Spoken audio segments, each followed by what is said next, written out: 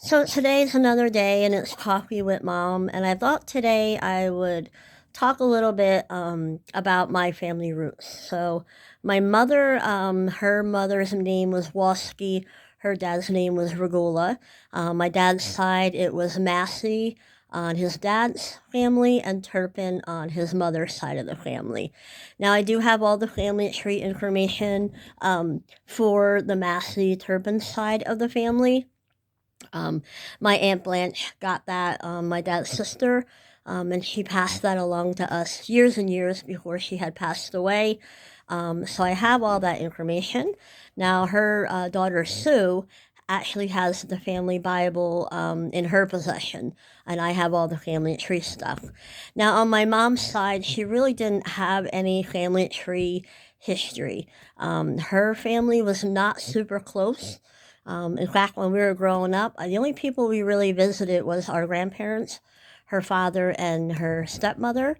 We would visit our grandparents all the time, spend a week in the summer with them. In fact, each grandparent, we would spend a week in the summer. So, like, we would spend 1 week with my mom's dad and stepmother, and then the other week with my dad's mother. My dad's father had died when he was young. He was about 32 years old when he passed away. A big train door had fallen on him um, and killed him.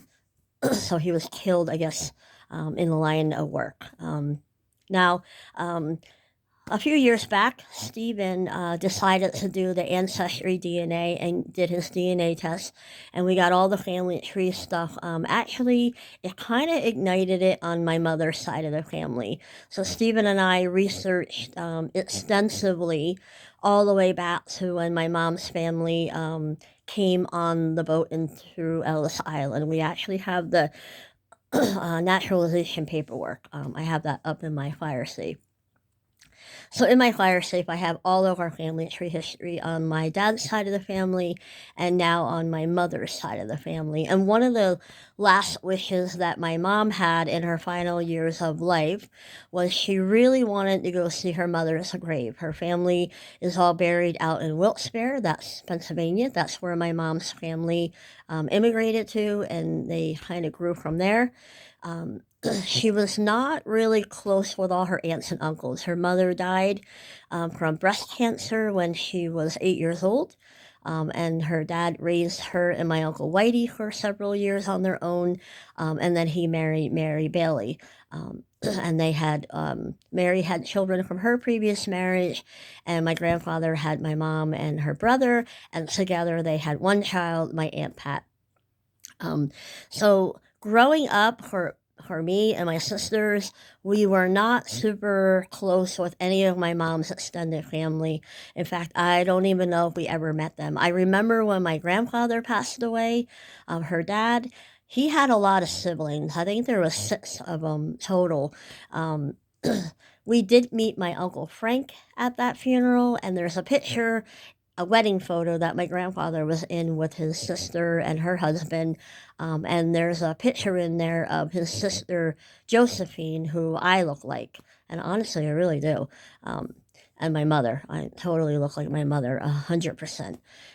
So there's a lot of family tree stuff. I have all my mom's family photos of her growing up and her mother. But my sister Joni and I did make one of my mom's wishes to go see her mother's grave before she passed. And we did. A few years ago, we took her on a day trip. We went out there. Jamie pushed her in the wheelchair. I drove, I was the driver. Excuse me. We ended up visiting all her family graves, and we found out we could not find her mother's grave on findthegrave.com. And the reason why we couldn't find it is because she's actually buried with her parents. And on the tombstone, not where her parents' names are, but on the foot of it is her mother's name, and I think there's another sibling that was buried there as well. So one of the things that my mom got to find out was all of our lives, she told us she was Polish, and her father came from Poland, and so did her mother's family came from Poland. Excuse me, I have such bad sinuses going on this week. But anyway, my grandfather didn't speak Polish, which when I was a little girl, I remember walking around in the neighborhood with him for a walk, and I remember he would always stop and talk to a couple of neighbors, and they would talk really weird. And I said to my mom one time, "Yeah, they really talk weird. I don't know why Pop Up was talking like that." And she said, "Oh, he speaks fluent Polish." My mom never learned to speak Polish, which I find amazing, especially when both your parents were Polish. But anyway, so that was a language that was lost in her family genealogy. It stopped at her parents, I guess. So when my mom, a few years before she passed away, we did share the Ancestry DNA results. And it turned out we were very little Polish, actually, which we were more like European. But anyway, Stephen shared all those results with her. She was really excited. My mom died in March, 2 years ago, and we were going to Europe on a 12-day trip.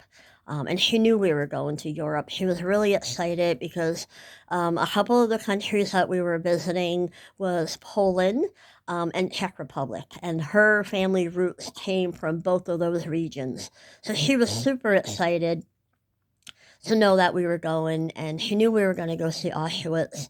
And it's a shame she passed away before it, because every time we've ever traveled anywhere, she always loved to have us call her from wherever we were, and she always loved hearing about the trips and seeing the photos. Um, Now, for me, when my kids were growing up, it was very important that they knew all of their family. I have a huge family. Um, Now, my dad was married 3 times and had 10 children. And of course, they all had children and their children had children.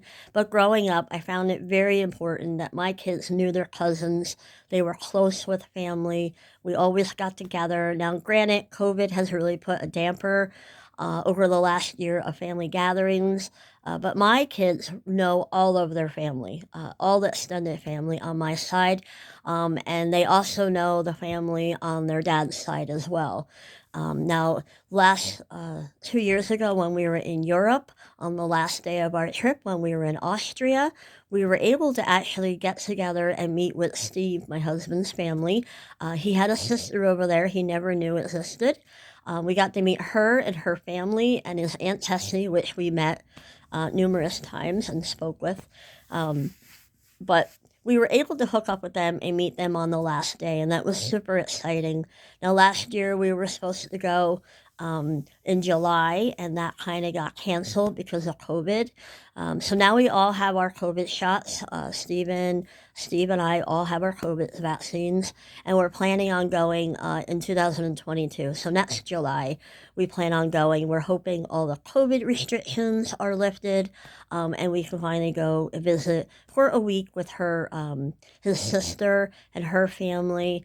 I mean, we keep close contact with them. We video chat, we Facebook, we're writing emails back and forth. But we're looking forward to going next year back to Europe, spending a week with his family over there, and then we're going to travel for a few days. We'd like to go to Switzerland and a few other places as well while we're over there. So I'm hoping that when my children, as their kids are growing up, that they remain close with their cousins and they know all their aunts and all their uncles. It's very important to keep that family bond together. Now, my husband, Steve, is not close at all with his family. Kind of a weird dynamic. I really never understood it. Not bashing anybody. Some families are close, some families are not. But ever since his mom passed away, nobody gets together anymore. I mean, even when she was alive, it was really difficult to get everybody together on a holiday.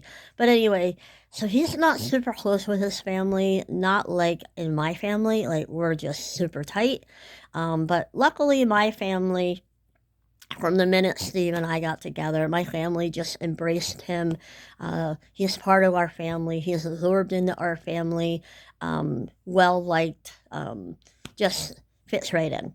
And honestly, over the years, he's gotten just as brazen and cocky as my family could get. And yeah, we all love to drink.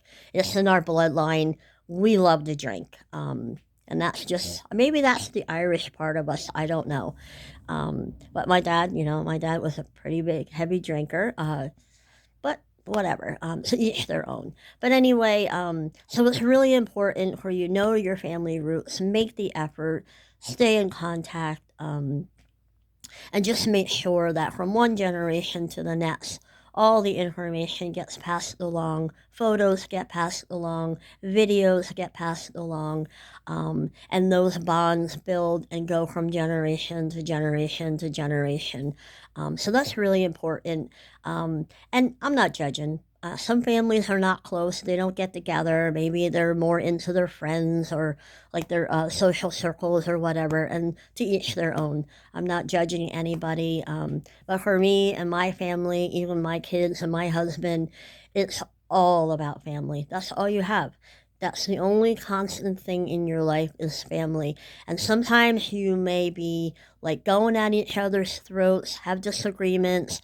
Um, I clearly have learned in my family, we don't talk politics. We can never go there again because it gets ugly very fast. Um, so my takeaway from the political stuff is try not to talk about it with family. Everybody can vote for whoever they want. Nobody's better than each other. We all, at the end of the day, we all love each other. Um, but it's really important to respect one another, value one another, keep those contacts, and reach out. I think even I, of lately, have been very guilty of working crazy hours, and I forget to take a moment and reach out to family members. So, hoping that we all can get together soon, have a little get together, catch up, see how we're all doing. Thank God for Facebook. We're able to keep in contact on Facebook and know what is going on in each other's lives. Um, but I think it's very important, and I hope my children keep that in mind. It's important that they build those bonds with aunts and uncles and make sure their children are getting the same experiences. And that's about it.